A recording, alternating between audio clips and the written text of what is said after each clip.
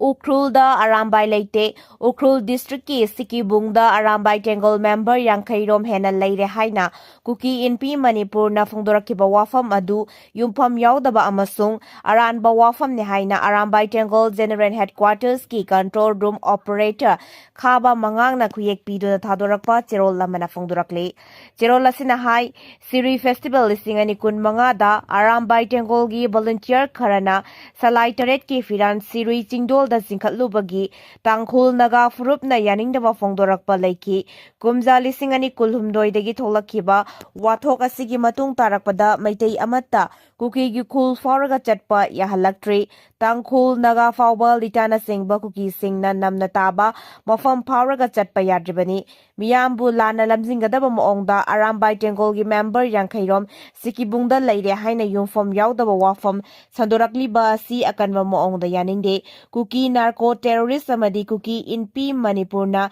Samjin Sajinba Wafam Sandoklaga Miyambu Lana Lamzingnaba Honare Hari. Aigi Iran Kari Lai Cocomi na Karida Lankhi Mama Sabi Amana Aibu Sampai na Singtoklaga Phone Kibani Somorjet Punsida Kaubang Amloidaba Tawdokni Hairaduna Ima Makni Khanzariba Kaitel Nupi Singgi Maraktage Ima gi Maikhum Uppa Mana Aigi Sampai Duna Singtoklaga Asumaran Khangdana Mof Sagaliba Naha Singaduda Fuhan Ki Haina Imphal gi Ras Midishiti da Layeng Duna Lairiba Desam gi Hana gi President Mayengbam Somozina Paumi Singh da Fungdokre Aigi Iran Kari Lai Cocomi na Karida Lankhi Haina Mahak na Hangladuna Paumi Singh da Hai Aihak Ima Mayam Amana Question Laga Kaitel Aduda Laikibani Ima Singh Aduda Aihak Pusoidana Kanbigani Haibagi Wakal Kanjarami Aduga Ima gi Maikhum Uppa Karana Mahak Pu Mafam Aduda Putoklaga Naha Singh Aduda Sinabada Natana Makoisu Puba Yauraki Tagdo Adu Aihakna Yamna Nungai Kidiamaso Maikhum Uplaga Ima Saba Tokpiu Manipur gi Hausi Wairiba Fibam Asidagi Kandanaba Loop Kayana Kongjang Satari Cocomi na Hana Mangzong na Laukthokibagi Matungina Kongjang Aduda Mahak Suyauba Lakibani Mahak English Singani Ganipanda Desam da Yauraki Aduga English Singani Kuntaruk Fawbada Mahak Sahi Taragani Rom Asi Mahairoigi Lusing Bama Oiduna Tabak Tauraga Lakibani Ahal Laman Singi Kudung Induna Isagi Kanaba Taurage Haina Lakpasunate Social Media ge Platform Singda Maong Sumdaba Comment Piriba Singaduna Aingonda Karimata Sohangadaba Leite Maramdi Aihak Sumna Miyam gi Tabak Taubani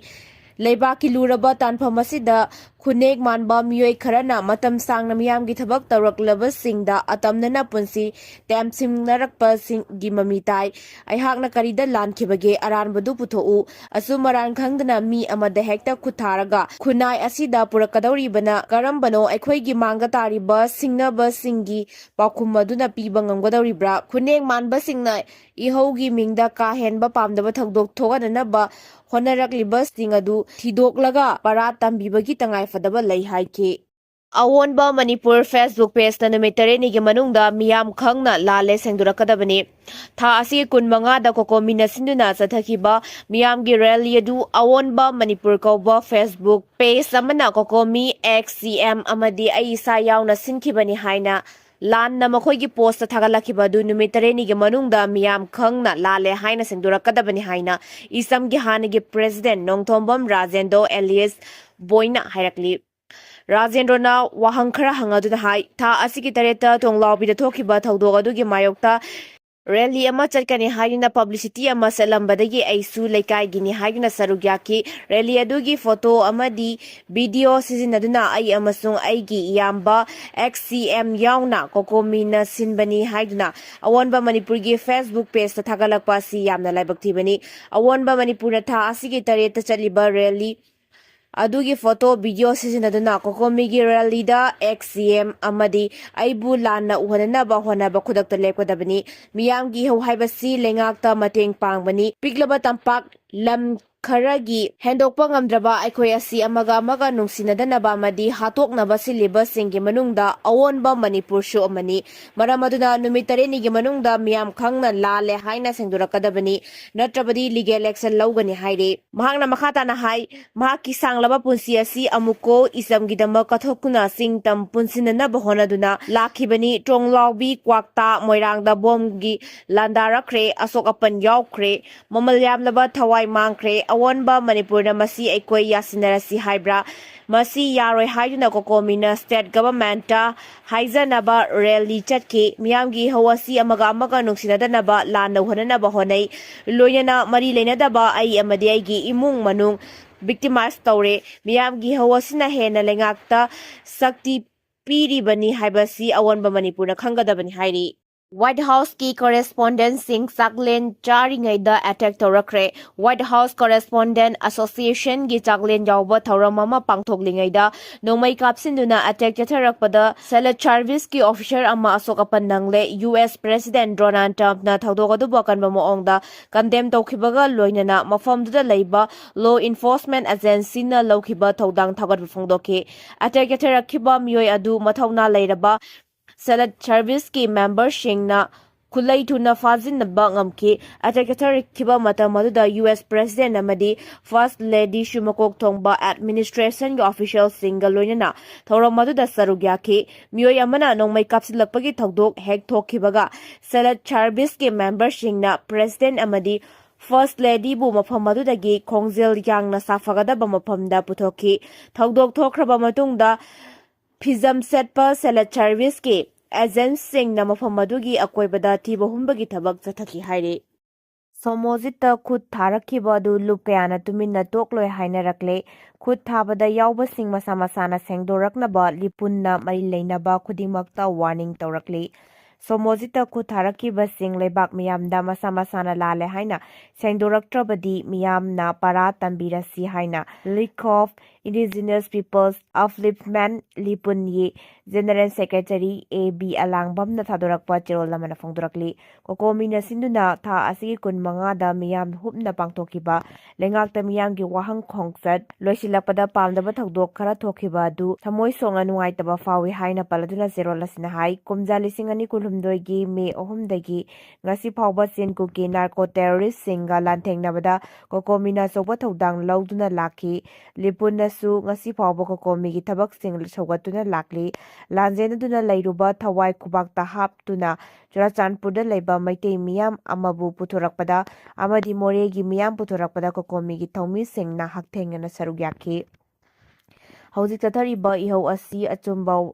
maikaida purakna Kokomi na ngasi phawba leptana honari ihau asi kanana kamdawna makha sangtha halibano haibadusu Kokomi na miyam da kudon bitinduna takli India lenga ki thausi lamana Manipur gi irang asi makha sangtha hanba si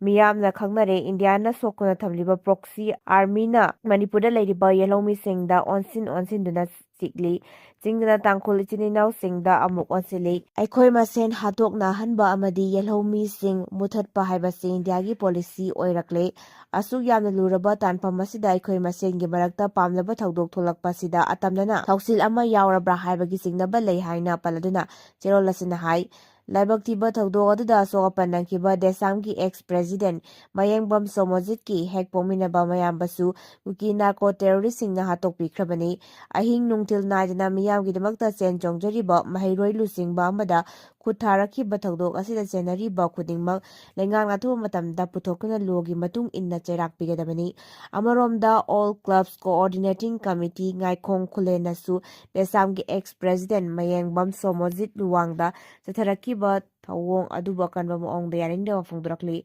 committee asigi general coordinator SM Takelambamna khuyek pidun thadorakpa chirol lamana hai Kokomi gi mijeng makhada Kokomi gi mijeng makhada ngarang ꯆꯠꯊꯈꯤꯕ ꯂꯩꯉꯥꯛꯇ ꯋꯥꯍꯪ ꯍꯪꯕ ꯈꯣꯡꯆꯠꯇ ꯁꯔꯨꯛ ꯌꯥꯈꯤꯕ ꯗꯦꯁꯥꯝꯒꯤ X-president ꯁꯣꯃꯣꯖꯤꯠ ꯂꯨꯋꯥꯡꯕꯨ ꯇꯝꯊꯤꯅ ꯐꯨꯕꯤꯈꯤꯕꯒꯤ ꯊꯧꯑꯣꯡ ꯑꯗꯨ all ꯀ꯭ꯂꯕꯁ coordinating ꯀꯃꯤꯇꯤꯅ ꯑꯀꯟꯕ ꯃꯑꯣꯡꯗ ꯌꯥꯅꯤꯡꯗꯦ꯫ ꯊꯧꯑꯣꯡ ꯑꯗꯨ ꯌꯦꯛꯅꯕꯅ ꯀꯅꯥꯅꯣ, ꯃꯔꯨꯞꯅ ꯀꯅꯥꯅꯣ ꯃꯁꯛ ꯃꯨꯟꯅ ꯈꯪꯗꯕꯒꯤ ꯂꯤꯆꯠꯅꯤ ꯍꯥꯏꯅ ꯆꯦꯔꯣꯜ ꯑꯁꯤꯅ ꯃꯈꯥ ꯇꯥꯅ ꯍꯥꯏꯔꯤ꯫ ꯗꯦꯁꯥꯝꯒꯤ ꯅꯨꯄꯤ ꯑꯦꯛꯇꯤꯕꯤꯁꯠ ꯔꯦꯁꯃꯥꯅ ꯊꯥꯗꯣꯔꯛꯄ ꯚꯤꯗꯤꯑꯣ ꯐꯨꯇꯦꯖ ꯑꯃꯗ ꯍꯥꯏ ꯁꯣꯃꯣꯖꯤꯠ ꯐꯨꯔꯦ ꯍꯥꯏꯕ ꯍꯥꯟꯅ ꯈꯪꯈꯤꯕ ꯅꯠꯇꯦ, ꯃꯌꯥꯝ ꯆꯦꯟꯁꯤꯟꯅꯔꯦ ꯍꯥꯏꯕꯗꯨ ꯈꯪꯕꯗꯒꯤ ꯀꯗꯥꯏꯗꯅꯣ ꯍꯥꯏꯅ ꯌꯦꯡꯂꯨꯕꯗ ꯁꯣꯃꯣꯖꯤꯠ ꯐꯨꯔꯝꯕꯅꯤ꯫ ꯃꯍꯥꯛꯇꯤ ꯑꯐꯕ ꯏꯕꯨꯡ ꯑꯃꯅꯤ, ꯃꯍꯥꯛꯄꯨ ꯐꯨꯕꯤꯗꯅꯕ ꯌꯥꯝꯅ ꯀꯟꯅ ꯍꯥꯏꯖꯈꯤ꯫ ꯑꯗꯨꯕꯨ ꯅꯍꯥꯁꯤꯡ ꯑꯗꯨꯅ ꯃꯍꯥꯛꯄꯨꯁꯨ ꯃꯁꯝ ꯐꯣꯏꯕꯤꯈꯤ ꯑꯗꯨꯒ ꯐꯨꯕꯤꯔꯛꯈꯤ꯫ ꯏꯕꯨꯡ ꯁꯣꯃꯣꯖꯤꯠꯄꯨ ꯄꯨꯗꯅꯕ ꯑꯩꯈꯣꯏꯅ ꯀꯣꯏꯁꯤꯜꯂꯒ ꯊꯝꯂꯤꯉꯩꯗ ꯏꯃꯥ ꯁꯥꯕꯤ ꯑꯃꯅ ꯄꯨꯊꯣꯛꯂꯒ ꯊꯣꯛꯈꯤꯕꯅꯤ ꯍꯥꯏꯅꯁꯨ ꯐꯣꯡꯗꯣꯔꯛꯂꯤ꯫